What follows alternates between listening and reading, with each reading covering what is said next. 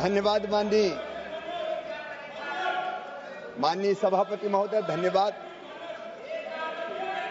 6 बजे माननीय मंत्री जी, आप सभी लोग अपनी स्पीच को ले कर सकते हैं।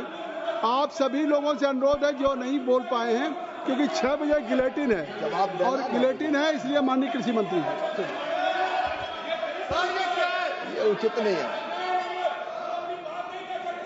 माननीय सभापति महोदय, मैं आपको हृदय से धन्यवाद देता हूं।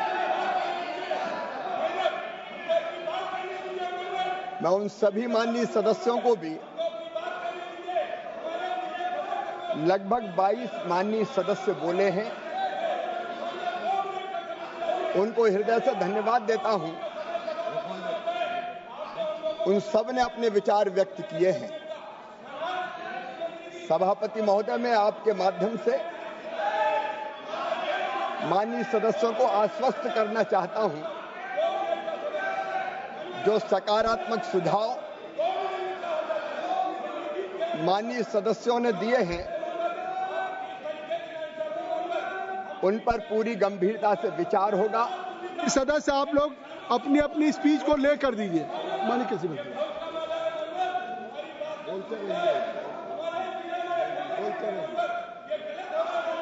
तो जो सकारात्मक सुझाव दिए हैं, उन पर गंभीरता पूर्वक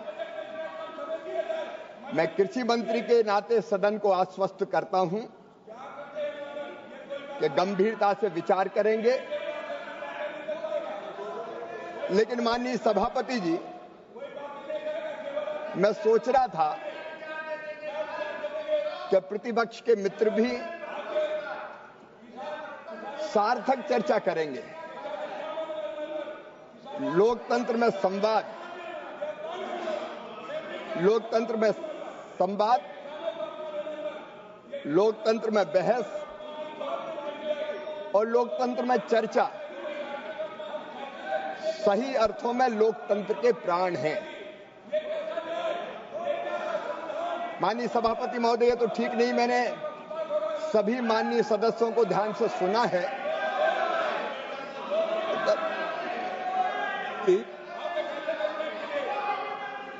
आप अपनी बात कहें, आप अपनी बात कहें। कि मैं तो ठीक से बात ही नहीं कर पाएंगे सभापति। आप उधर देखकर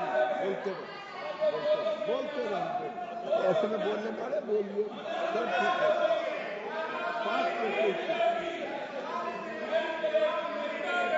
माननीय सभापति महोदय, आप बोलिए।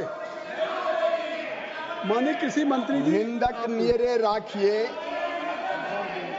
आंगन कुटी छवाए, बिन पानी साबुन बिना निर्मल करे सफाई। आलोचना का सदैव स्वागत। लेकिन सभापति महोदय, क्या आलोचना के लिए केवल आलोचना की जाएगी? क्या आलोचना में कोई तथ्य नहीं होंगे? और क्या अपनी बात कह के सरकार की बात नहीं सुनना चाहेंगे? माननीय सभापति महोदय, प्रतिपक्ष का यह व्यवहार ठीक नहीं है। मैं एक एक सवाल का उत्तर देना चाहता हूं और यह अधिकार भी है हमारा। यहां कई तरह के आरोप लगाए गए हैं।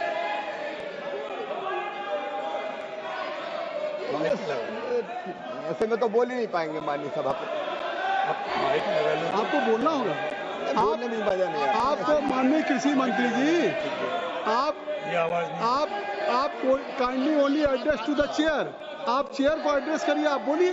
माननीय सभापति महोदय, हमको एड्रेस करिए, सारे सवालों का जवाब दीजिए, आप उधर मत देखिए। ये टोका टोकी में बोलने की आदत नहीं है, क्योंकि मैं साफ दिल का इंसान हूं। जो कहता हूं दिल से कहता हूं, अंतर आत्मा से कहता हूं। और मुझे आप क्या ये मुझे हनुमान जी कहते हुए- बेनीवाल जी, हनुमान बेनीवाल जी, आप जानते हैं, सभी माननीय सदस्य जानते हैं, और आप वरिष्ठ हैं, आप पहली बार नहीं आए हैं कि गिलेटिन का टाइम 6 बजे है। सभी बजट के वो समय बदलता नहीं है, वो 6 बजे मुकर्रर है, और सभी दलों के सदस्य बोल चुके हैं, समाजवादी पार्टी के भी सदस्य बोल चुके हैं। ये तरीका नहीं है, ऐसे थोड़ी सदन चलता, बिल्कुल नहीं होगा। ये तरीका है क्या? ये तरीका सदन का? आप बोलिए माननीय कृषि मंत्री जी। मुझे लगता है कि ये मेरे उत्तर से घबरा रहे हैं, इसलिए मुझे बोलने नहीं देना चाहते। मैं कांग्रेस सहित सभी प्रतिपक्षी मित्रों से कहना चाहता हूं, किसान कल्याण इनका लक्ष्य कभी नहीं रहा। माननीय सभापति महोदय, मैं एक उदाहरण देना चाहता हूं। माननीय अध्यक्ष महोदय, कृषि मंत्रालय संभालने के बाद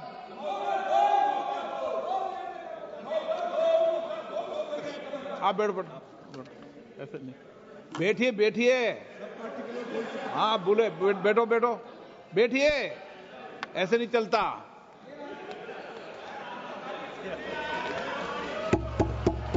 माननीय सभापति, माननीय अध्यक्ष महोदय, एक मिनट बैठिए, एक मिनट बैठो, व्यवस्था बैठो, बैठिए, नो डिबेट नहीं करते, बैठिए, डिबेट नहीं करते। माननीय सभापति महोदय, माननीय सदस्यगण, एक मिनट माननीय मंत्री जी, एक मिनट। माननीय सदस्यगण, सभी को पर्याप्त मौका, पर्याप्त समय मिलता। हमारे पास समय पर्याप्त भी था, पर्याप्त मौका भी था। अब जब समय अपने पास 2 घंटे 3 घंटे बचे, एक मिनट आप सुन, डिबेट नहीं करते, बैठिए, व्यवस्था में समझें, समय बढ़ा सकते थे, आपका आग्रह भी स्वीकार करते, लेकिन 3 दिन पहले 6 बजे का बुलेटिन निकल गया था। जब बुलेटिन की व्यवस्था हो जाती है तो फिर समय नहीं बढ़ाया जाता। मानो राज्यसभा में भी या कोई,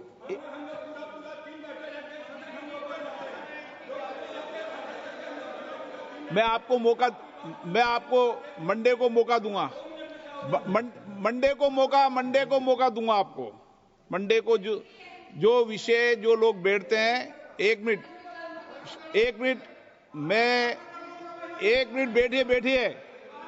बैठिए, मैं मंडे को सबको 0 ओवर में मौका दे दूंगा।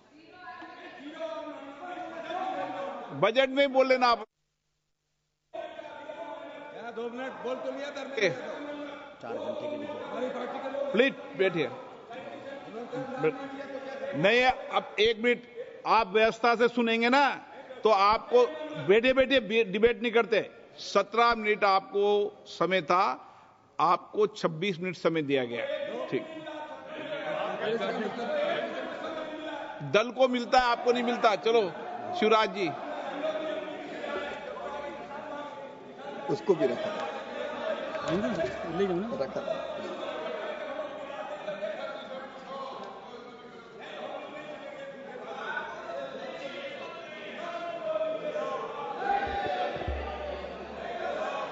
माननीय सभापति महोदय,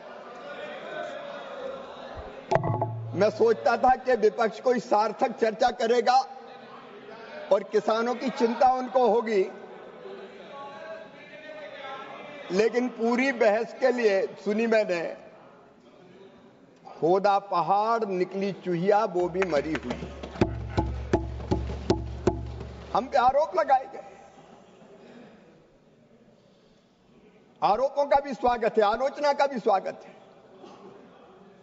लेकिन क्या केवल आलोचना के लिए की जाएगी? क्या आलोचना में तथ्यों को तोड़ मरोड़ के पेश किया जाएगा? माननीय अध्यक्ष महोदय, कहा गया कि भारतीय जनता पार्टी के लोग किसानों की जमीन छीनना चाहते हैं, कब्जा करना चाहते हैं। यह भी कहा गया कि हम लाठियां बरसाना चाहते हैं, किसानों को जबरदस्ती उठाना चाहते हैं। माननीय अध्यक्ष महोदय, पंजाब के किसान संगठनों से भी चर्चा करने एक बार नहीं 3-3 बार 3-3 मंत्री गए। हमने विनम्रतापूर्वक चर्चा की, कई तथ्यों पर बात हुई, अगली चर्चा की तिथि भी तय हुई। कि मेरे परम मित्र जयप्रकाश जी कह रहे थे और उसके बाद एक साथी और बोले कि वो तो गई इसलिए थे कि वो जाए आ जाए तो पकड़ के ले जाए।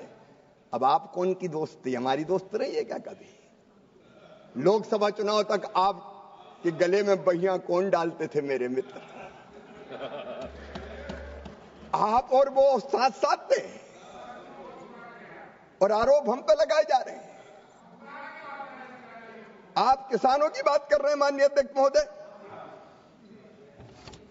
मैंने कृषि मंत्रालय संभालने के बाद लाल किले की प्राचीर के सारे प्रधानमंत्रियों के भाषण सुने। मैं ये जानना चाहता था कि किसानों को और खेती के बारे में किस प्रधानमंत्री जी ने क्या क्या बातें कही है।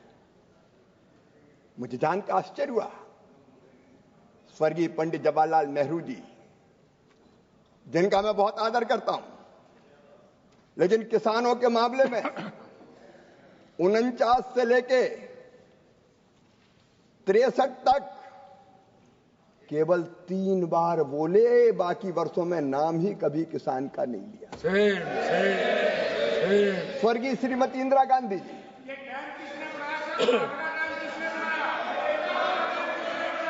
स्वर्गीय राजीव गांधी जी, किसान की चर्चा होती तो लाल किले की प्राचीर से नाम लेते, लेकिन भारत के यशस्वी प्रधानमंत्री नरेंद्र मोदी जी ने 2014 में 6 बार, 2015 में 23 बार, 2016 में 31 बार, 2017 में 20 बार, 2018 में 17 बार, 2019 में 17 बार, 2020 में 17 बार किसान किसान किसान किसान का नाम लिया। किसान का कल्याण भारतीय जनता पार्टी की जड़ों में है, भारतीय जनता पार्टी के खून में है। माननीय अध्यक्ष महोदय, मैं निवेदन करना चाहता हूं, आप लाठियों की बात नहीं कर रहे हैं, नहीं तो मैं ये बताना चाहता हूं। माननीय अध्यक्ष महोदय, ये लाठी गोली की बात कर रहे हैं तो सुन लें। बिहार 1986 में कांग्रेस की सरकार थी। एक आंदोलन के दौरान किसानों पे गोलीबारी हुई, 23 किसानों की मृत्यु हुई। नई दिल्ली 1988 सरकार कांग्रेस की थी। 31 अक्टूबर 1988 को स्वर्गीय श्रीमती इंदिरा जी की पुण्यतिथि का कार्यक्रम था। अपनी मांगों को लेकर किसान जनपद पर धरना दे रहे थे। कार्यक्रम खराब नहीं हो जाए इसलिए लाठीचार्ज और गोलीबारी हुई। 2 किसानों ने अपनी जान गंवा दी। हमसे बात करते हैं। उत्तर प्रदेश साल 1988 मेरठ एनडी तिवारी जी मुख्यमंत्री थे। गोलीबारी हुई 5 किसान में पूरी सूची दे सकता हूं और इसलिए ऐसे तथ्य रखने का प्रयास ना करें। माननीय अध्यक्ष महोदय, हम सब जानते हैं कृषि भारतीय अर्थव्यवस्था की रीढ़ है और किसान उसकी आत्मा। किसान अन्नदाता है माननीय अध्यक्ष महोदय, अन्नदाता, और अन्नदाता होता है जीवन दाता। मैं भारतीय जनता पार्टी के दृष्टिकोण को प्रकट करता हूं। किसानों की सेवा हमारे लिए भगवान की पूजा से बढ़कर है और उसमें हम कोई कसर नहीं छोड़ेंगे।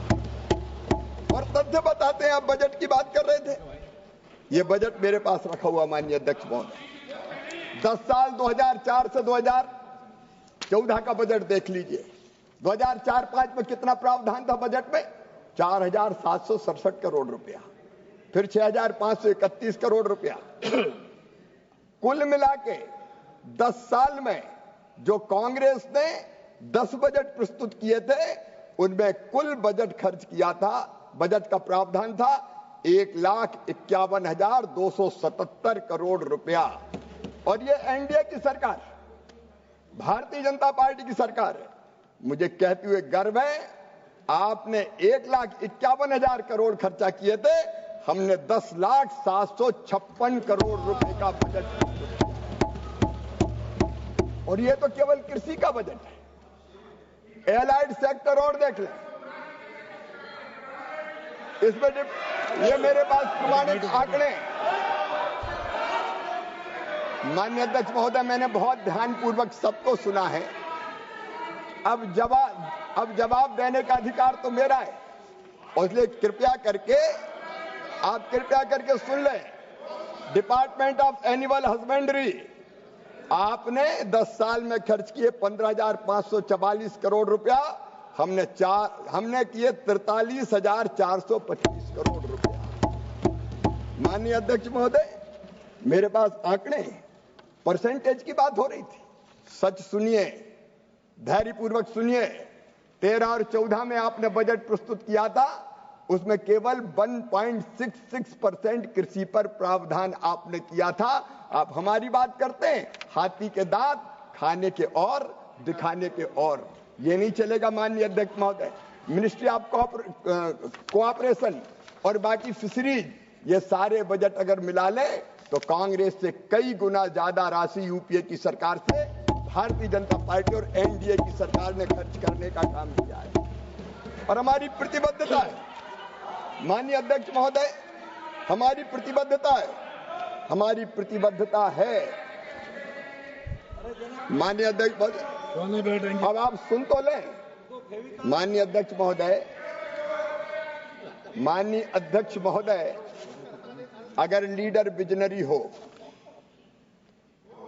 जन सेवा और देश की सेवा लक्ष्य हो, और उस लक्ष्य की पूर्ति का संकल्प हो, उस संकल्प को पूरा करने के लिए रोड मैप बनाया जाए, और उस रोड मैप पे दिनों रात परिश्रम करके चला जाए तो चमत्कार होता, और ये चमत्कार नरेंद्र मोदी जी के नेतृत्व में हो रहा है। माननीय अध्यक्ष महोदय, अगर आप देखेंगे उत्पादन में, मैं मोदी सूत्र आपको बताता हूं। ये भारत है, आज का भारत, नया भारत। एक जमाना था तब हम अमेरिका का PL 480 जैसा गेहूं खाने को विवश थे, लेकिन आज अन्न के भंडार भरे हुए, और 80 करोड़ भारतवासियों को, यूरोप की कुल आबादी है 50 करोड़, अमेरिका की आबादी 30 करोड़, कुल दोनों मिला के यूरोप और अमेरिका होते 80 करोड़ के। अकेले 80 करोड़ को नरेंद्र मोदी जी फ्री में गेहूं और चावल दे रहे हैं। मैं किसानों को प्रणाम करता हूं, मैं प्रधानमंत्री जी को धन्यवाद देता हूं। लगातार उत्पादन बढ़ रहा है। माननीय अध्यक्ष महोदय, आप प्रोडक्शन देख लीजिए, ये मोदी जी की नीतियां हैं, प्रधानमंत्री जी की नीतियां हैं। फूड ग्रेन का प्रोडक्शन, माननीय अध्यक्ष महोदय, 265.05 मिलियन टन था 13-14 में, ये बढ़ के अब 330.92 मिलियन टन हो गया है। और हार्टिकल्चर का प्रोडक्शन, माननीय अध्यक्ष महोदय, 277 मिलियन टन से बढ़ के 362.08 मिलियन टन हो गया है। आप गेहूं देख लीजिए, आप चावल देख लीजिए, आप ज्वार देख लीजिए। लगातार अन्न का उत्पादन, फलों का उत्पादन, सब्जियों का उत्पादन लगातार बढ़ता जा रहा है, और केवल उत्पादन नहीं, उत्पादकता भी बढ़ रही है। गेहूं पहले जब 13-14 तक यूपीए की सरकार थी, 2416 किलो प्रति हेक्टेयर होता था, अब बढ़ के 2859 किलो प्रति हेक्टेयर हो गया है। गेहूं 3145 से 3540 तक, एक आंकड़ा है मेरे पास। ये उत्पादन बढ़ा है, उत्पादन बढ़ भी रहा है। और माननीय अध्यक्ष महोदय, उसके लिए हमारे प्रधानमंत्री नरेंद्र मोदी जी की सोची समझी रणनीति है, मोदी सूत्र है। अगर किसानों की खेती को लाभ का धंधा बनाना है, और प्रधानमंत्री कहते हैं हमारा किसान अन्नदाता है, उनका विकास ही देश का विकास है। प्रधानमंत्री कहते हैं किसानों की समृद्धि से ही गांव की समृद्धि होगी, और गांव की समृद्धि से भारत आत्मनिर्भर बनेगा, और जब किसान मजबूत होगा तो भारत समृद्ध होगा। उससे किसान को मजबूत बनाने के लिए प्रधानमंत्री नरेंद्र मोदी जी के नेतृत्व में उत्पादन बढ़ाने का काम हो रहा है, और उत्पादन बढ़ाने के लिए एक नहीं अनेकों प्रयास किए गए। नई किस्में बीज की, पिछले 10 सालों में 2900 नई किस्में बीजों की जारी की गई है, 2919 किस्में। ये बीज जलवायु अनुकूल है, ये बीज रोग प्रतिरोधक क्षमता रखते हैं, इनमें से कई बायो फोर्टिफाइड है। और माननीय अध्यक्ष महोदय, केवल ये बीज नहीं, अभी जल शक्ति विभाग के बजट पे यहां चर्चा हो रही थी। ये नरेंद्र मोदी जी का विजन है कि उन्होंने तय किया पानी के बिना खेती में उत्पादन नहीं बढ़ेगा। रहीमन पानी राखिए, बिन पानी सब सून। इसलिए सिंचाई की व्यवस्था, river linking programme, Atal ji के नदी जोड़ों के संकल्प को पूरा करने का काम भी किया है, तो नरेंद्र मोदी जी ने किया है। और पानी का उपयोग कैसे होना चाहिए? पानी का उपयोग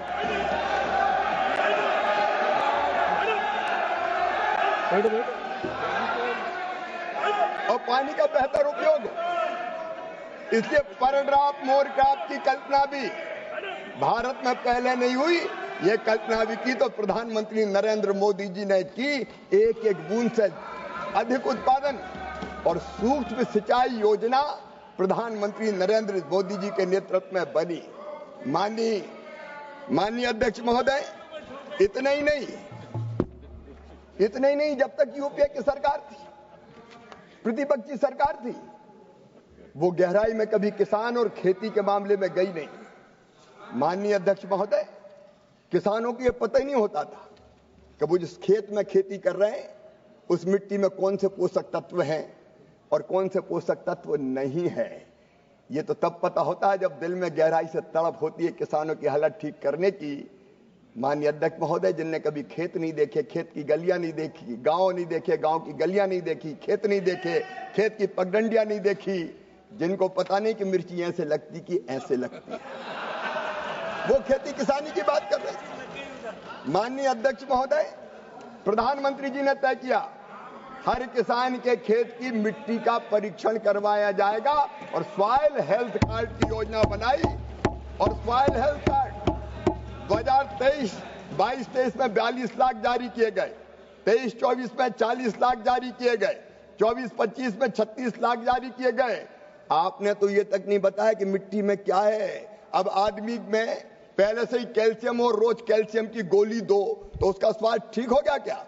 आज प्रधानमंत्री जी ने यह तय किया, तब उर्वरकों का संतुलित प्रयोग करने का काम हो रहा है। माननीय अध्यक्ष महोदय, ये बात भी हो रही थी कि कृषि में निवेश के लिए पैसा कहां है। मैं बताना चाहता हूं माननीय अध्यक्ष महोदय, ग्राउंड लेवल क्रेडिट 14-15 तक केवल 8,45,000 करोड़ थी, जिसको बढ़ा के मोदी जी के नेतृत्व में 23-24 में 25,49,000 करोड़ कर दी गई। ये निवेश खेती में हुआ। माननीय अध्यक्ष महोदय, अल्पकालिक ऋण जो पहले 6.35 लाख करोड़ था, वो बढ़ के 15.08 लाख करोड़ हो गया। और एक बात और मैं बताना चाहता हूं, छोटे किसान, सीमांत किसान, पहले केवल उनकी हिस्सेदारी ऋण खातों में 58% थी, वो बढ़ के 76.45% हो गई। माननीय अध्यक्ष महोदय, मैं निवेदन करना चाहता हूं, किसानों का उत्पादन अगर बढ़ाना है तो कृषि यंत्रों की जरूरत पड़ेगी। बंगाल के माननीय सदस्य कह रही थी ट्रैक्टर नहीं है किसान के पास, फलानी चीज नहीं किसान के पास। मैं बताना चाहता हूं माननीय अध्यक्ष महोदय, कृषि यंत्रीकरण उपमिशन के अंतर्गत कृषि यंत्रों की व्यवस्था छोटे किसानों को भी सब्सिडी पर हो जाए, इसका प्रबंध किया गया। और 18,16,221 छोटे बड़े मशीनें किसानों को प्रदान करने का काम हुआ है। मैकेनाइजेशन के काम में भी लगातार चिंता की है प्रधानमंत्री नरेंद्र मोदी जी ने। उत्पादन की लागत घटाने का काम भी हुआ है। माननीय अध्यक्ष महोदय, हमारे यहाँ खेती के जोत के आकार छोटे छोटे हैं। लघु किसान, सीमांत किसान, छोटे किसान, उनके पास निवेश के उतने पैसे नहीं होते थे। कांग्रेस ने भी बात की थी माननीय अध्यक्ष महोदय, कांग्रेस ने भी 2009 के अपने घोषणा पत्र में कई तरह के वादे किए थे। प्रत्यक्ष सहायता दी जाएगी, इसका अनुमान लगाएंगे। ये अनुमान लगाते रहे और प्रधानमंत्री नरेंद्र मोदी जी ने बना दी प्रधानमंत्री किसान सम्मान निधि की योजना। बड़ी बात हो रही थी, 60,000 करोड़ के कर्जा माफ किए गए। 60 साल में 60,000 करोड़, लेकिन अकेले पीएम किसान सम्मान निधि योजना के अंतर्गत 3,68,000 करोड़ रुपया किसान के खाते में सीधे पहुंचाए गए। 3,68,000 करोड़ रुपया सीधे अकाउंट में। माननीय अध्यक्ष महोदय, एक सम्मानीय प्रधानमंत्री जी हुए थे जो कहते थे मैं क्या करूं, 1 रुपया भेजता हूं 15 पैसे पहुंचते। सेम। लेकिन मोदी जी मजबूर प्रधानमंत्री नहीं है, मजबूत प्रधानमंत्री है। 1 रुपया डालते हैं तो सीधे 1 रुपया ही पहुंचता है। 6,000 डालते तो 6,000 ही पहुंचते हैं, और पहुंचते भी डीबीटी के माध्यम से ऐसे कि इधर क्लिक किया और उधर पैसे पहुंच गए। बिहार के मित्र यहां बैठे, अभी भागलपुर में माननीय अध्यक्ष महोदय, गिरिराज जी आप भी मंच पे थे, हम लोग मंच पे बैठे, प्रधानमंत्री जी ने क्लिक किया और वह मोबाइल के साथ दिखा रहे थे, आ गया। ये चमत्कार हुआ है। माननीय अध्यक्ष महोदय, किसान सम्मान निधि ने छोटे किसानों की जिंदगी बदलने का काम किया है, और केवल इतना ही नहीं, उत्पादन की लागत घटाने के लिए माननीय अध्यक्ष महोदय, फर्टिलाइजर पर मैं सब्सिडी की बात करना चाहता हूं। फर्टिलाइजर पर सब्सिडी माननीय अध्यक्ष महोदय कितनी थी? बड़ी बात कर रहे थे, खाद महंगा हो गया, खाद की कीमत बढ़ गई। माननीय अध्यक्ष महोदय, 13-14 तक फर्टिलाइजर की सब्सिडी कुल थी 71,280 करोड़। वो बढ़ते 2022-23 तक हो गई। जब प्रधानमंत्री नरेंद्र मोदी बने, आपकी सरकार थी 71,280 करोड़, और मोदी जी प्रधानमंत्री थे तो 2,54,799 करोड़ रुपया उर्वरक सब्सिडी। और मैं बताना चाहता हूं, आप माननीय अध्यक्ष महोदय खाद की कीमत के बारे में बात कर रहे थे। अब मैं बताना चाहता हूं, धैर्यपूर्वक सुन लें, मैं बताना चाहता हूं माननीय अध्यक्ष महोदय, 2010-11 में डीएपी का बैग 507 रुपया में मिलता था, 507 रुपया प्रति बोरी। यूपीए की सरकार थी, 2011 में इन्हें बढ़ा के कर दिया 887.46 रुपया। कौन ने बढ़ाया? हमने नहीं बढ़ाया, यूपीए की सरकार ने बढ़ाया। और 2012-13 में अध्यक्ष महोदय, आपके माध्यम से पूरे देश के किसान सुन ले, ये यूपीए की सरकार थी जिसने बढ़ा के कर दी डीएपी की बोरी 1,315 रुपया। कौन ने खाद की कीमत बढ़ाई? क्या खाद की कीमत हमने बढ़ाई? माननीय अध्यक्ष महोदय, आज मैं गर्व से कहना चाहता हूं, प्रधानमंत्री नरेंद्र मोदी जी ने तय किया कि खाद की कीमत नहीं बढ़ेगी। किसान के लिए अंतर्राष्ट्रीय बाजार में कीमतें चाहे कितनी भी बढ़ जाए, और ये मंत्रिमंडल के अनेकों मेरे मित्र बैठे, हमने एक बार नहीं 3-3 बार स्पेशल पैकेज किसान को दिए। हम डीएपी की एक बोरी 1,350 रुपया में ही देंगे, एक नया पैसा किसान का नहीं बढ़ने देंगे। ये कौन ने किया? आप बढ़ाते थे, हमने तय किया नहीं बढ़ेगी। माननीय अध्यक्ष महोदय, आंकड़ा है, ये हर साल कीमत बढ़ाने वाले हमसे बात कर रहे हैं। माननीय अध्यक्ष महोदय, 1,350 रुपया प्रति बैग और 266 रुपया में, माननीय अध्यक्ष महोदय, 266 रुपया में यूरिया का एक बैग अगर किसान को कोई दे रही है तो नरेंद्र मोदी जी की सरकार दे रही है। एक पैसा हमने नहीं बढ़ने दिया, और इसीलिए उर्वरक पर सब्सिडी लगातार बढ़ती चली गई। जैसे मैंने कहा कि 2,54,000 करोड़ रुपया तक एक साल में सब्सिडी देने का काम किया है, और ये मोदी जी का वचन है, कमिटमेंट है कि हम किसान को महंगी खाद नहीं खरीदने देंगे किसी भी कीमत पर। हमने उत्पादन की लागत घटाने के लिए कदम उठाए। माननीय अध्यक्ष महोदय, प्रधानमंत्री किसान मानधन योजना बनी किसानों के लिए। बुढ़ापे का सहारा ये योजना बन रही है ताकि 3,000 रुपया महीना उनको हर महीने बुढ़ापे के बाद पेंशन मिल सके। 10,000 किसान उत्पादक संगठन बने, और उन एफपीओ में से कई बहुत बेहतर काम कर रहे हैं। समय के अभाव में उसके विस्तार में मैं नहीं जा रहा। इनाम नाम की हमने व्यवस्था की कृषि बाजार की, ताकि एक स्थान पर बैठे बैठे किसान ये पता कर ले कि दूसरे शहर में चीजों के दाम कितने हैं और वो ऑनलाइन ही अपना व्यापार कर सके और ठीक दाम लाभकारी मूल्य प्राप्त कर सके। माननीय अध्यक्ष महोदय, एक नहीं बात हो रही थी एमएसपी की, न्यूनतम समर्थन मूल्य की, मैं इस पे भी चर्चा करना चाहता हूं। माननीय अध्यक्ष महोदय, कांग्रेस किस्मों से बात करती है 50% प्रॉफिट। जब स्वामीनाथन आयोग ने ये बात, स्वामीनाथन कमेटी ने ये बात कही, तो मेरे पास नोट है माननीय अध्यक्ष महोदय, इनका कैबिनेट नोट और एफिडेविट दिया इनने, और ये कहा कि किसी भी कीमत पर 50% लागत पर मुनाफा जोड़ के एमएसपी नहीं दी जा सकती। उस समय के एक एक नहीं, तीन तीन मंत्रियों ने, कांतिलाल भूरिया जी, आदरणीय श्रीमान शरद पवार जी, केबी थॉमस जी, हर एक के जवाब सदन में।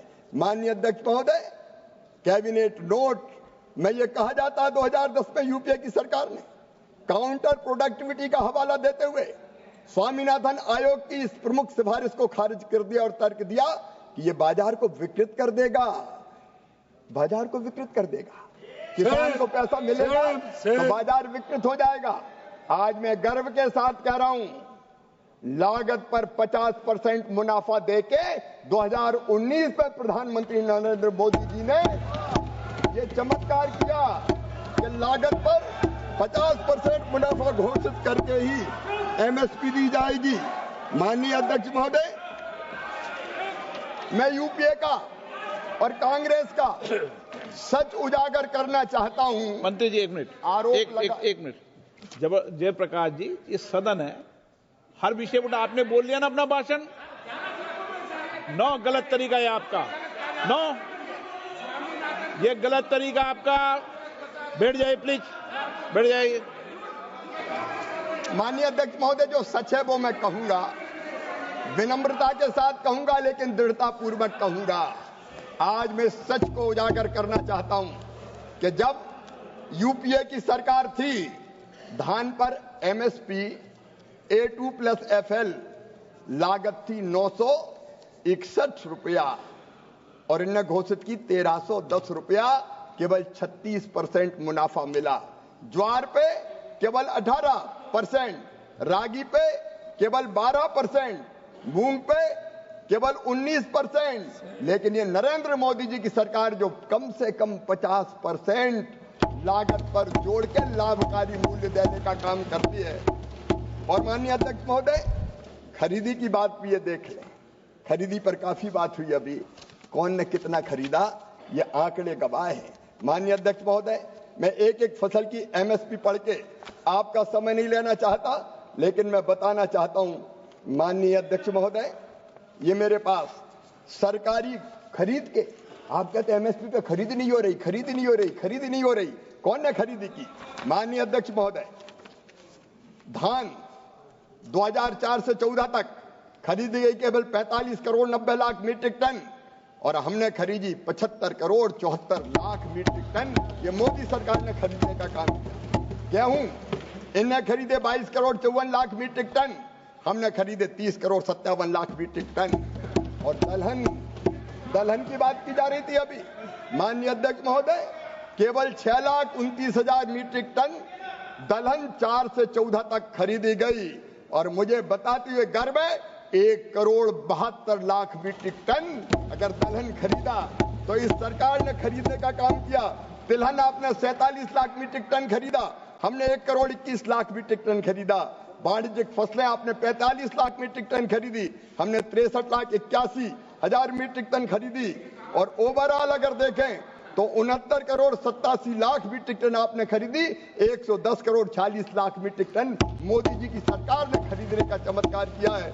और इसको अगर रुपयों में परिवर्तित करें तो 10 साल में आपने खरीदी की धान की 4,44,000 करोड़ की, हमने 14,08,000 करोड़ की खरीदी। अध्यक्ष महोदय, गेहूं 2,56,000 आपने खरीदा, हमने 5,65,000 करोड़ का खरीदा। आपने 1,900 करोड़ का दलहन खरीदा, हमने 93,000 करोड़ का खरीदा। आपने 9,000 करोड़ का तिलहन खरीदा, हमने 62,000 करोड़ का खरीदा। माननीय अध्यक्ष महोदय, आंकड़े गवाह हैं, ओवरऑल 7,41,000 करोड़ की खरीदी आपके 10 साल में हुई, लेकिन हमने 22,38,000 करोड़ की खरीदी करके दिखाई है। कौन खरीदता है, मैं पूछना चाहता हूं। माननीय अध्यक्ष महोदय, एमएसपी पर भी अगर ठीक दाम देने का और खरीदने का चमत्कार किया तो नरेंद्र मोदी जी की सरकार ने किया। और केवल इतने नहीं है माननीय अध्यक्ष महोदय, इसके अतिरिक्त भी किसान को ठीक दाम मिले, इसलिए हमने पीएम आशा योजना बनाई। पीएम आशा योजना, और पीएम आशा योजना के अंतर्गत माननीय अध्यक्ष महोदय, हमने तय किया कि हमारी जो दलहन और तिलहन की फसलें, अनुसूचित दलहन की फसलें, तिलहन की फसलें, खोपरा की फसलें, पहले तिलहन की कितनी फसलें खरीदी जाती थी, अभी महाराष्ट्र की बात हो रही थी। माननीय अध्यक्ष महोदय, महाराष्ट्र सहित पूरे देश में पहली बार 19 लाख मीट्रिक टन से ज्यादा सोयाबीन खरीदने का चमत्कार किया है। तो इस सरकार ने किया है न्यूनतम समर्थन मूल्य पर, न्यूनतम समर्थन मूल्य पर। और केवल महाराष्ट्र में नहीं किया, हमने कर्नाटक में भी खरीदा है, कर्नाटक में भी सोयाबीन खरीदा गया है। माननीय अध्यक्ष महोदय, 18 लाख मीट्रिक टन मूंगफली अगर खरीदी है तो नरेंद्र मोदी जी की सरकार ने खरीदी है पीएम आशा योजना के अंतर्गत। और माननीय अध्यक्ष महोदय, कोई भी राज्य हो, हमने भेदभाव नहीं किया। अगर कर्नाटक ने कहा कि खरीदी की समय सीमा हमारे लिए बढ़ाएं तो हमने कर्नाटक के लिए भी बढ़ाई। अगर महाराष्ट्र ने कहा तो महाराष्ट्र के लिए भी बढ़ाई। और मैं आपके माध्यम से आश्वस्त करना चाहता हूं, किसान को लाभकारी मूल्य देने में, एमएसपी देने में मेरी सरकार, मोदी जी की सरकार कोई कसर नहीं छोड़ेगी। माननीय अध्यक्ष महोदय,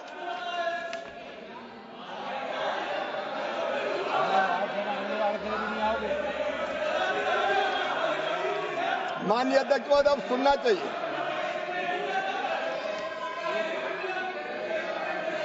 मैंने जो बताया है माननीय अध्यक्ष महोदय, मैं जो कहता हूं सच ही कहता हूं, सच के सिवाय कुछ नहीं कहता। ये आंकड़ों के साथ मैं बता रहा हूं, यह खरीदा गया है। और इसके बाद आप प्याज की बात कर रहे थे, पूरे देश में मैं ये कह रहा हूं कि पूरे देश में पहली बार 20 लाख मीट्रिक टन सोयाबीन खरीदने का काम मोदी सरकार ने किया है। पहले कभी इनकी सरकार में खरीदी गई थी क्या? माननीय अध्यक्ष महोदय, टमाटर, प्याज और आलू जैसी चीजें जो जल्दी खराब होती है, मैं उनके बारे में भी बात करना चाहता हूं। माननीय अध्यक्ष महोदय, हमने बाजार हस्तक्षेप योजना बनाई पीएम आशा के तहत, और यह तय किया कि अगर इन फसलों के बाजार भाव 10% से ज्यादा गिर जाते हैं तो हम बाजार में हस्तक्षेप करेंगे और कुल जो उत्पादन है उसका 25% खरीदने के तत्काल फैसला करेंगे। राज्य जो घाटा होगा, राज्य और केंद्र 50-50% के आधार पर उसको 50-50% के आधार पर उसको सहन करने का, बहन करने का काम करेगा। और इसलिए माननीय अध्यक्ष महोदय, टमाटर, आलू, प्याज, ये लेकिन माननीय अध्यक्ष महोदय, राज्य कृषि का विषय है और ये हम खरीदते हैं तो राज्यों के माध्यम से ही खरीदते हैं। राज्य सरकार हमको लिखती है और अनुमति मांगती है तो केंद्र सरकार अनुमति देती है, और हम ये अनुमति देने में ठीक दाम के लिए कोई कोताही नहीं करेंगे। माननीय अध्यक्ष महोदय, हमने ये भी तय किया, माननीय अध्यक्ष महोदय, अरे मैं आज भी टमाटर की खेती करता हूं। मेरे मित्र, भाव पूछने की बात मुझसे मत करो, खालिस किसान हूं।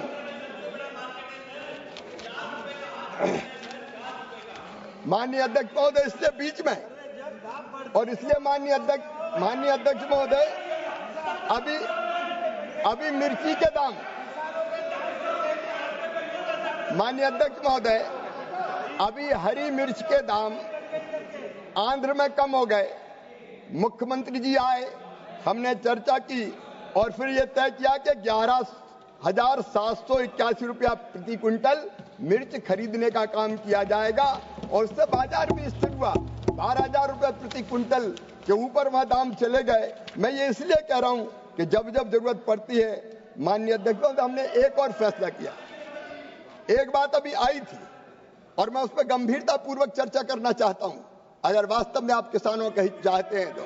माननीय अध्यक्ष महोदय, अगर हम देखते हैं कई बार कि किसान को अपने गांव में, अपने आसपास के शहर में दाम ठीक नहीं मिलते हैं, लेकिन वही उत्पादन अगर बड़े शहरों में चला जाता है तो महंगा बिकता है। और इसलिए हमने तय किया, बाजार हस्तक्षेप योजना के अंतर्गत एक नई योजना अभी अभी बनाई, जिसमें हमने तय किया कि अगर किसान नेफेड या राज्य की एजेंसी के माध्यम से अपने ऐसे उत्पाद को मेट्रो सिटीज में, बड़े शहरों में ले जाना चाहेगा तो परिवहन के लिए जो लागत आएगी वो पूरी की पूरी केंद्र सरकार वहन करने का काम करेगी। और मध्य प्रदेश, उड़ीसा, छत्तीसगढ़ और आंध्र प्रदेश को इसकी मंजूरी देने का काम भी किया है। ये फैसला अभी कुछ दिनों पहले माननीय अध्यक्ष महोदय हम लोगों ने किया है।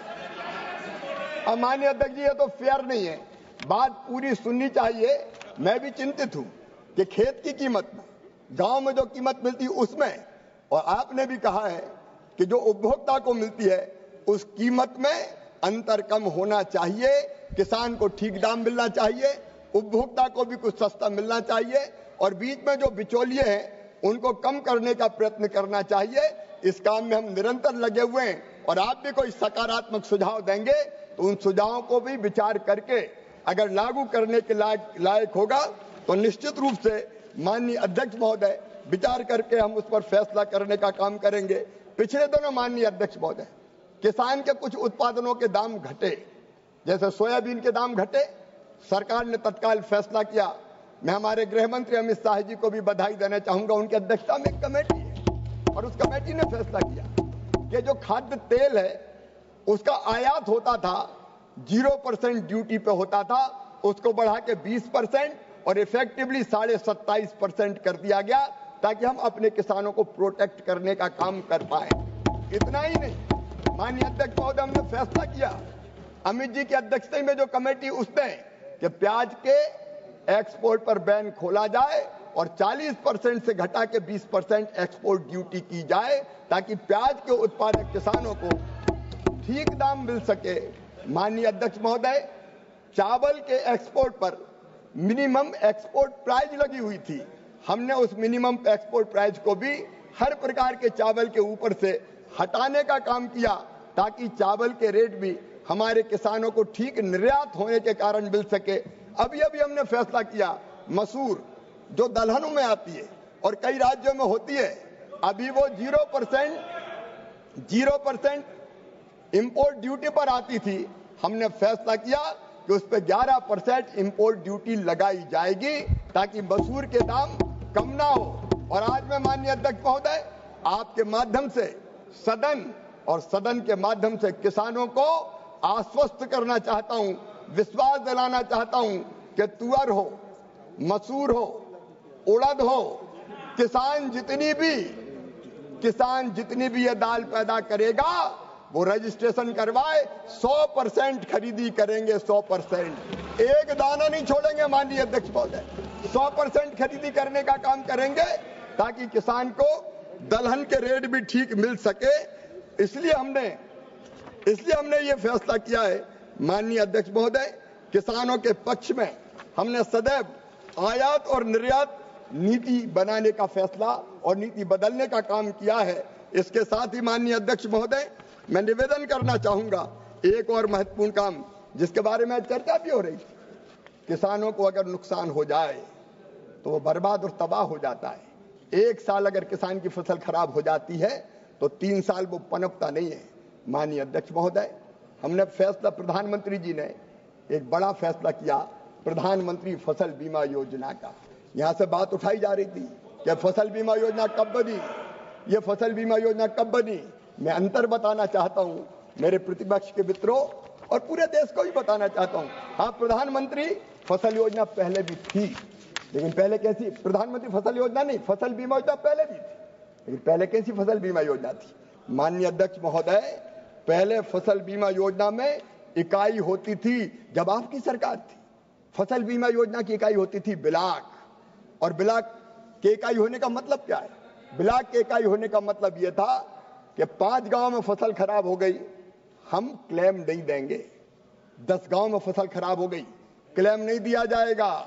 जब पूरे ब्लॉक में फसल खराब हो जाए तभी हम क्लेम देंगे।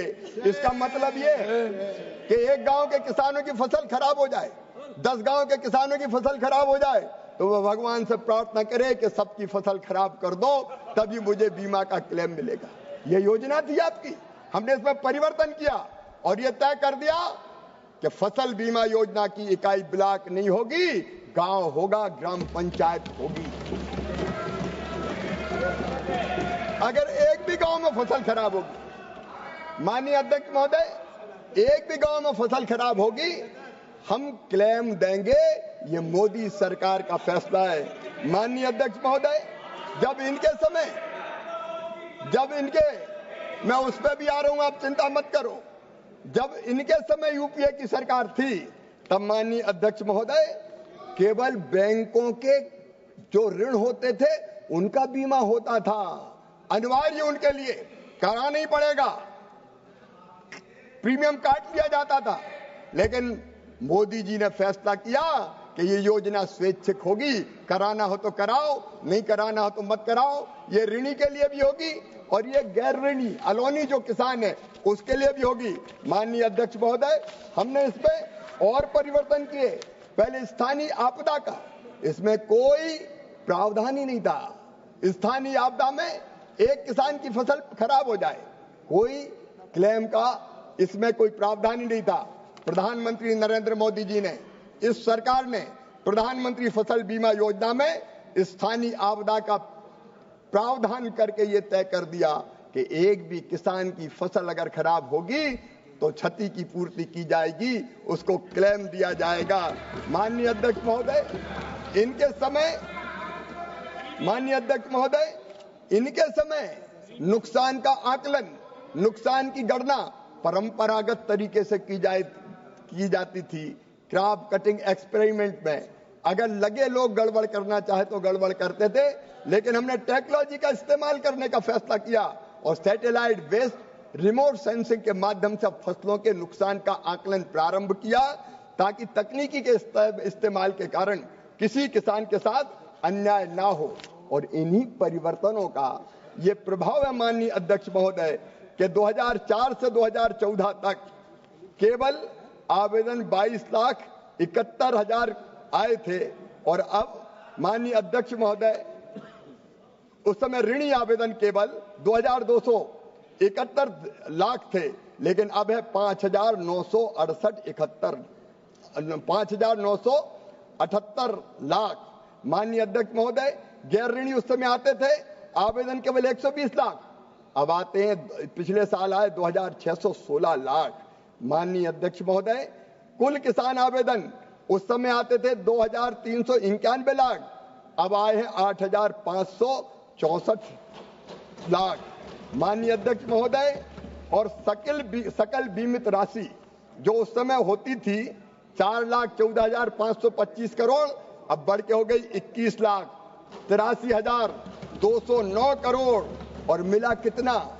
माननीय अध्यक्ष महोदय, 2004 से 2013 तक प्रीमियम किसानों ने जमा किया 11,354 करोड़, उसके बदले मिले 37,000 करोड़।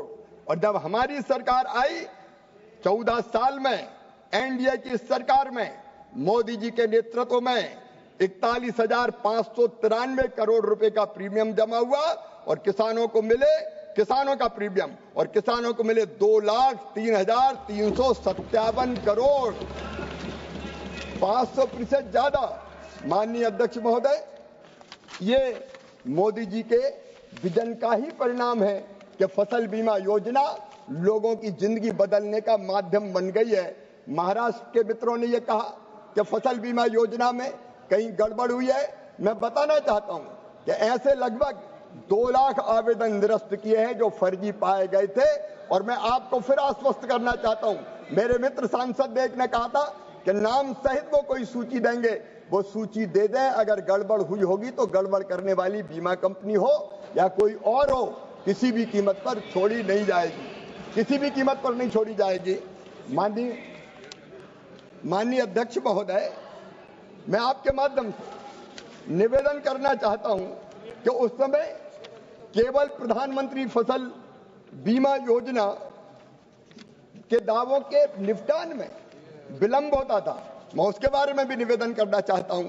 कई बार बीमा कंपनी देर करती थी, कई बार विलंब इसलिए भी होता था कि राज्य अपना अंश ठीक से नहीं देता था, समय पर नहीं देता था। और इसलिए हमने एक फैसला किया कि राज्य अपना अंश दे ना दे, केंद्र सरकार देर भले लगे, लेकिन केंद्र सरकार का अंश हम तुरंत जारी करके उतने पैसे सीधे किसान के खाते में डाल देंगे। और सभी औपचारिकताएं अगर पूरी हो गई होगी और बीमा कंपनी क्लेम देने में अगर देर करेगी तो 12% ब्याज बीमा कंपनी को किसान को देने का काम करना पड़ेगा, ताकि विलंब भी अगर कहीं हो तो माननीय अध्यक्ष महोदय उसका खामियाजा किसान को ना भुगतना पड़े। माननीय अध्यक्ष महोदय, इसके साथ ही अभी बात हुई थी, हमारे किस सांसद मित्र ने कहा था कि कई बार वेयर हाउस ना होने के कारण, कोल्ड स्टोरेज ना होने के कारण, राइपनिंग चैम्बर ना होने के कारण किसान की फसलें खराब हो जाती है और कटाई के बाद का नुकसान बहुत होता है। ये मोदी विजन ही है जिसमें तय किया 1 लाख करोड़ रुपए के कृषि अवसंरचना निधि का, AIF एग्रीकल्चर इंफ्रास्ट्रक्चर फंड का। और मुझे कहते हुए प्रसन्नता है कि माननीय अध्यक्ष महोदय 30/11/2024 तक AIF के तहत 85,314 परियोजनाओं के लिए 51,783 करोड़ रुपए की स्वीकृति दी गई है। और इन स्वीकृत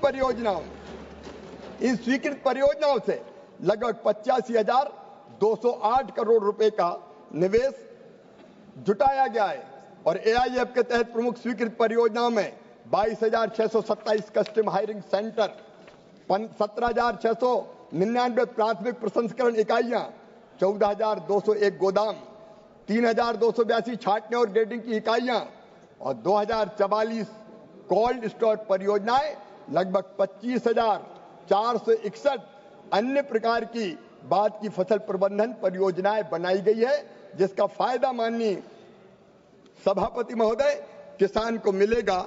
लेकिन केवल इतने नहीं, माननीय सभापति महोदय, लैब से लैंड तक और विज्ञान से किसान तक कैसे सीधे हमारे जितने भी हमारे अलग अलग शोध होते हैं उनका लाभ मिले, इसलिए हमने एक पहल की है, आधुनिक कृषि चौपाल की। हर महीने में एक बार किसान और वैज्ञानिक बैठेंगे और वो DD किसान के माध्यम से पूरे देश में प्रसारित किया जाएगा कि कौन सा वैज्ञानिकों ने नए बीज की किस्में ईजाद की है या अलग अलग कौन सी नए शोध किए हैं, उनका लाभ तत्काल किसान को मिल सके, ताकि हम लैब टू लैंड जोड़ने का काम कर सके, किसान और विज्ञान को जोड़ने का काम कर सके। माननीय अध्यक्ष महोदय, डिजिटल कृषि मिशन ये मोदी जी के विजन का प्रतीक है। समय की सीमा है, इसलिए मैं विस्तार में नहीं जा रहा, लेकिन डिजिटल क्रांति का लाभ उठाने के लिए और डिजिटल क्रांति का लाभ किसानों तक पहुंचाने के लिए सरकार ने इस मिशन की शुरुआत की है। और इस मिशन के अंतर्गत सभी किसानों को एक डिजिटल किसान पहचान पत्र दिया जाएगा। किसान की पहचान, किसान ID अब अलग से बनेगा माननीय सभापति महोदय। और इसका लाभ किसानों तक, लाभ और सेवाओं तक पहुंचने के लिए स्वयं के रूप में स्वयं को डिजिटल रूप से पहचान वो प्रमाणित कर पाएगा और बिना किसी परेशानी के सरकारी योजनाओं का लाभ उठा सकेगा। उन्हें अपना पूरा विवरण प्रस्तुत करने की जरूरत नहीं होगी। पहले फसल ऋण प्राप्त करने के लिए कागजी कार्रवाई में ही महीनों निकल जाते थे, अब 15 से, और अब आधे घंटे के बाद किसान रजिस्ट्री बनने के बाद वो फसल का ऋण प्राप्त कर सकते हैं। बिना किसी कागज के फार्मर ID बताकर अपनी बोई गई फसल का ब्यौरा साझा कर सकते हैं। जिससे एफसीआई आसानी से उनकी फसल खरीद सकती है। एक नहीं, अनेकों लाभ इस डिजिटल कृषि मिशन के कारण किसानों को होंगे। समय की सीमा के कारण माननीय अध्यक्ष महोदय, मैं उसके विस्तार में नहीं जाना चाहता। अभी एक मित्र ने बेगूसराय के मक्का अनुसंधान केंद्र को यह कहा कि वो बदला जा रहा है।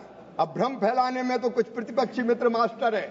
मैं कहना चाहता हूं माननीय अध्यक्ष महोदय, बेगूसराय में जो मक्का का अनुसंधान केंद्र है वो बेगूसराय बिहार में ही रहेगा, वो नहीं बदला जाएगा। कर्नाटक के लिए हम अलग से संस्थान खोलने का काम करेंगे। ये मोदी सरकार है, मोदी है तो मुमकिन है, हम छीनते नहीं है, नया खोलने का काम करते हैं। और ऐसे ही माननीय अध्यक्ष महोदय, इस नए बजट में सबसे बड़ी एक बात जो है, प्राकृतिक खेती के मिशन को स्वीकृत किया गया है। मैं बधाई देना चाहता हूं, धन्यवाद देना चाहता हूं प्रधानमंत्री नरेंद्र मोदी जी को। वो केवल आज की नहीं सोचते, कल की भी सोचते हैं, आने वाली पीढ़ियों के भविष्य की भी सोचते हैं। आने वाले समय में धरती कैसे पीढ़ियों के लिए उपयोगी बन पाएगी, इसका भी विचार करते हैं। और इसलिए प्राकृतिक खेती मिशन जो बिना केमिकल फर्टिलाइजर की खेती होगी, और ये संभव है माननीय अध्यक्ष महोदय, अगर सही ढंग से प्राकृतिक खेती की जाए तो उत्पादन घटेगा नहीं, कई मामलों में उत्पादन बढ़ सकता है। मोदी जी की ये पहल धरती को बचाएगी केमिकल फर्टिलाइजर के प्रभाव के कारण। जो धरती का स्वास्थ्य खराब हो रहा है और आज हमारा स्वास्थ्य भी बिगड़ रहा है, उससे बचाने की पहल की है। माननीय अध्यक्ष महोदय, इस बजट में ये मोदी विजन ही है, पीएम धन धान्य कृषि योजना बनी है। हम देखते हैं कि देश के अनेक राज्यों में उत्पादन बहुत ज्यादा है, लेकिन कई राज्य ऐसे हैं जहां उत्पादन कम है। जब राज्यों में भी हम देखते हैं, कुछ राज्यों के कुछ जिलों में उत्पादन बहुत कम है, और इसलिए उत्पादकता, सिंचाई, क्रेडिट एक्सेस और पोस्ट हार्वेस्ट मैनेजमेंट को बढ़ाने के लिए 100 एस्पिरेशनल कृषि जिलों पर ध्यान केंद्रित पीएम धन धान्य कृषि योजना के तहत करेंगे, और 1 करोड़ 7 लाख किसानों को उसका लाभ होगा। बिहार के लोगों ने बात की थी, तो बिहार को भी निश्चित तौर पर उसका लाभ मिलेगा। माननीय अध्यक्ष महोदय, ऐसी अनेकों पहले, दलहन और तिलहन के मामले में आत्मनिर्भरता के लिए मिशन, फलों और सब्जियों के लिए व्यापक कार्यक्रम, राष्ट्रीय उच्च उपज बीज मिशन, कपास उत्पादकता मिशन, ये भी बनाने का, ये भी घोषणाएं इस बजट में की गई है। माननीय अध्यक्ष महोदय, समय की सीमा के कारण मैं निवेदन करना चाहता हूं कि आज भारत की कृषि की जो विकास दर है वो लगभग 5% के आसपास है, एग्रीकल्चर एंड एलाइड सेक्टर। और उसके लिए मैं राजीव रंजन सिंह जी को बधाई दूंगा। एनिमल हस्बेंड्री और मत्स्य पालन के मामले में, सहकारिता के क्षेत्र में जो बेहतर काम हो रहा है, मैं गृह मंत्री और सहकारिता मंत्री जी को बधाई दूंगा। 5% एग्रीकल्चर एंड एलाइड सेक्टर की ग्रोथ अपने आप में एक विश्व में चमत्कार है। ये 2-3% से ज्यादा नहीं होती। ये भी मोदी जी के मिशन का ही, उनके विजन का ही परिणाम है। माननीय अध्यक्ष महोदय, मैं अंत में, चूंकि आपने कहा कि 5:55 पर मुझे समाप्त करना होगा, मैं सदन को फिर से अवगत कराना चाहूंगा। प्रधानमंत्री जी नरेंद्र मोदी जी के नेतृत्व में एनडीए सरकार किसान कल्याण के लिए पूरी तरह से समर्पित है। मैं फिर यह कहना चाहता हूं कि कृषि भारतीय अर्थव्यवस्था की रीढ़ है, और किसानों का कल्याण हमारे लिए सबसे प्रथम है। किसानों की सेवा में मोदी जी के नेतृत्व में, क्योंकि किसान आत्मा है खेती की, वो जीवन दाता है, अन्नदाता है, हम कोई कसर नहीं छोड़ेंगे। तीसरे कार्यकाल में माननीय प्रधानमंत्री जी ने भारत को 2047 तक विकसित राष्ट्र बनाने का संकल्प लिया है, एक विजन दिया है, और विकसित भारत के लिए समृद्ध खेती यह हमारा लक्ष्य है। इसी विजन के अंतर्गत माननीय प्रधानमंत्री जी ने जो कहा है, माननीय अध्यक्ष महोदय, भारत केवल भारत के लिए नहीं है। आज हम अपना पेट तो भरते हैं, लेकिन भारत आज दुनिया की खाद्य आवश्यकताओं को भी पूरी करता है। भारत आज विश्व बंधु है। माननीय अध्यक्ष महोदय, भारत ने तो आज नहीं, हजारों साल पहले कहा है, जियो और जीने दो। ये हम ही हैं जिनके ऋषियों ने हजारों साल पहले कहा, अयम निजम परो वेत्ति गणना लघुचेत साम उदार चरिता नाम तू वसुदैव कुटुंबकम। ये मेरा है, ये तेरा है, ये सोच छोटे दिल वालों का होता है, जो विशाल हृदय के होते हैं वो तो कहते हैं सारी दुनिया ही एक परिवार है। सारी दुनिया को परिवार मानने वाला भारत का लक्ष्य है कि हम कृषि सेक्टर को अंतर्राष्ट्रीय स्तर पर प्रतिस्पर्धात्मक तो बनाएंगे ही, लेकिन दुनिया का फूड बास्केट भी भारत को बनाएंगे। आज भी माननीय अध्यक्ष महोदय, हमारा चावल लगभग 50,000 करोड़ का बासमती चावल हम निर्यात कर रहे हैं, और अमेरिका हो या कनाडा हो, बिना भारत के बासमती के काम चलता नहीं है। एमपी वीट की गूंज आज पूरे देश में, पूरी दुनिया में सुनाई देती है। माननीय अध्यक्ष महोदय, हमारे सामने इस समय जो चुनौतियां हैं उनका मुकाबला करने के लिए हम लोगों ने कुछ विशेष योजनाएं बनाई है। माननीय अध्यक्ष महोदय, भारत की खाद्य तेलों के आयात पर अत्यधिक निर्भरता है, जिससे कीमतों में उतार चढ़ाव और विदेशी मुद्रा आउटफ्लो होता है। निर्भरता को कम करने और घरेलू उत्पादन को बढ़ावा देने के लिए सरकार ने तिलहन पर राष्ट्रीय मिशन शुरू किया है, जिस पर ध्यान केंद्रित किया गया है। उपयुक्त कृषि जलवायु क्षेत्रों में तिलहन की खेती का हम विस्तार करेंगे। उच्च उपज, जलवायु अनुकूल बीज की किस्मों को बढ़ावा देंगे। किसानों को प्रोत्साहित करने के लिए सरकारी एजेंसियों के माध्यम से सुनिश्चित खरीद करेंगे। और माननीय अध्यक्ष महोदय, दलहनों के लिए भी इसी तरह से लगातार हमारे प्रयास चल रहे हैं। 6 साल का दलहन आत्मनिर्भरता मिशन है, जिसमें हमने तुअर, उड़द और मसूर पर ध्यान केंद्रित किया है। नेफेड और एनसीसीएफ द्वारा उच्च खरीद और किसानों को स्थिर मूल्य प्रदान करने की हमारी गारंटी है। प्रोटीन सामग्री और सूखा प्रतिरोध बढ़ाने के लिए अनुसंधान संचालित बीजों का विकास किया जाएगा। दलहन उत्पादन क्षेत्रों का विस्तार किया जाएगा। और दूसरे माननीय अध्यक्ष महोदय, खेती में हम वैज्ञानिक हस्तक्षेपों को अपनाने का काम करेंगे। जलवायु परिवर्तन, अनिश्चित मौसम पैटर्न और मिट्टी का क्षरण किसानों के लिए गंभीर जोखिम पैदा करता है। इन चुनौतियों का समाधान करने के लिए हम इस पर पहले से ध्यान केंद्रित कर रहे हैं। और इसलिए माननीय अध्यक्ष महोदय, उच्च जलवायु अनुकूल फसलें जो सूखे, बाढ़ और तापमान में उतार चढ़ाव का सामना कर सकती है, उनकी हम किस्में तैयार करने का प्रयास करेंगे। उच्च उपज, कीट प्रतिरोधी बीज किस्मों के लिए आईसीआर के नेतृत्व वाला अनुसंधान कार्यक्रम चलाया जाएगा। यह सुनिश्चित करने के लिए कि एआई, रिमोट सेंसिंग, एलओटी का उपयोग करके हम सटीक खेती तकनीक की बेहतर संसाधन उपयोग और कम लागत के साथ उच्च उत्पादकता सुनिश्चित करने का काम करेंगे। कृषि मशीनीकरण का विस्तार भी हमारा लक्ष्य है। भारत पहले से ही दुनिया का सबसे बड़ा ट्रैक्टर बाजार है, और अब हम निम्नलिखित को बढ़ावा दे रहे हैं। नमो ड्रोन दीदी के माध्यम से छिड़काव और निगरानी के लिए ड्रोन, और पानी के उपयोग को अनुकूलित करने के लिए न कम हो न ज्यादा हो स्वचालित सिंचाई प्रणाली। माननीय अध्यक्ष महोदय, हमारा लक्ष्य है कृषि निर्यात को बढ़ाना, भारत को विश्व खाद्य बास्केट बनाना। भारत पहले से ही माननीय अध्यक्ष महोदय चावल, चीनी और मसालों के शीर्ष वैश्विक निर्यातकों में से है, लेकिन हमें अपने कृषि निर्यात का विस्तार करने के लिए और अधिक प्रयास करने की आवश्यकता है। देरी को कम करने और निर्बाध व्यापार सुनिश्चित करने के लिए भी इंफ्रास्ट्रक्चर खड़ा हो, उस क्षेत्र में भी सरकार काम करेगी। और अंतर्राष्ट्रीय गुणवत्ता मानकों को पूरा करने के लिए स्वच्छता एवं पादप स्वच्छता का अनुपालन, इसके लिए क्लीन प्लांट प्रोग्राम हमने माननीय अध्यक्ष महोदय चलाया हुआ है। उच्च मूल्य वाले बागवानी उत्पाद, डेयरी और मत्स्य पालन, जैविक और जीआई टैग कृषि उत्पाद, इस पर हम ध्यान दे रहे हैं। और बाजार का विविधीकरण करके माननीय अध्यक्ष महोदय फूलों की सब्जी, फलों की सब्जी, फूलों की खेती, सब्जियों की खेती, औषधि खेती, मसालों की खेती, पशुपालन, मछली पालन, रेशम पालन, उसके साथ साथ कृषि वानिकी, इस पर भी हम लगातार ध्यान देने का काम कर रहे हैं।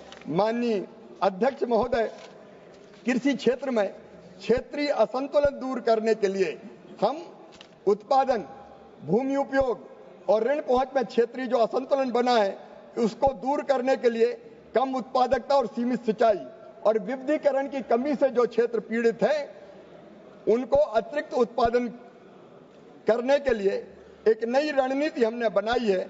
माननीय अध्यक्ष महोदय, संतुलित कृषि विकास के लिए हमारी रणनीति में शामिल है नंबर 1 कृषि ग्रामीण विकास, जल संसाधन और वित्त मंत्रालय क्षेत्र विशिष्ट हस्तक्षेपों को डिजाइन करने के लिए हम मिलकर काम कर रहे हैं। क्रेडिट एक्सेस और भूमि उपयोग के लिए स्थानीयकृत योजना हमने बनाई है। छोटे और सीमांत किसानों के लिए संस्थागत ऋण और किसान क्रेडिट कार्ड को मजबूत करने का हम काम कर रहे हैं और मिट्टी की उपयुक्त और पानी की उपलब्धता के आधार पर फसल विविधीकरण को हम बढ़ावा दे रहे हैं। माननीय अध्यक्ष महोदय, किसानों के समूहों को मजबूत करने का काम भी कर रहे हैं और इसके साथ ही माननीय अध्यक्ष महोदय, मैं विनम्रता और दृढ़ता पूर्वक निवेदन करना चाहता हूं कि अध्यक्ष महोदय, फूड बास्केट भारत को दुनिया का बनाने में हम कोई कसर नहीं छोड़ेंगे। भारत आज विश्व बंधु है, लेकिन कल विश्व गुरु बनेगा। स्वामी विवेकानंद जी के कुछ शब्दों के साथ मैं अपनी बात समाप्त करूंगा। स्वामी विवेकानंद ने 100 साल पहले कहा था, सुदीर्घ रंगी समाप्त हुई जान पड़ती है, महानिशा का अंत निकट है, लेकिन जो अंधे हैं वो सुन नहीं सकते, देख नहीं सकते, जो बहरे हैं वो सुन नहीं सकते। लेकिन मैं स्पष्ट रूप से देख रहा हूं कि भारत माता एक बार फिर से अंगड़ाई लेके खड़ी हो रही है और विश्व गुरु के पद पर आसीन हो रही है।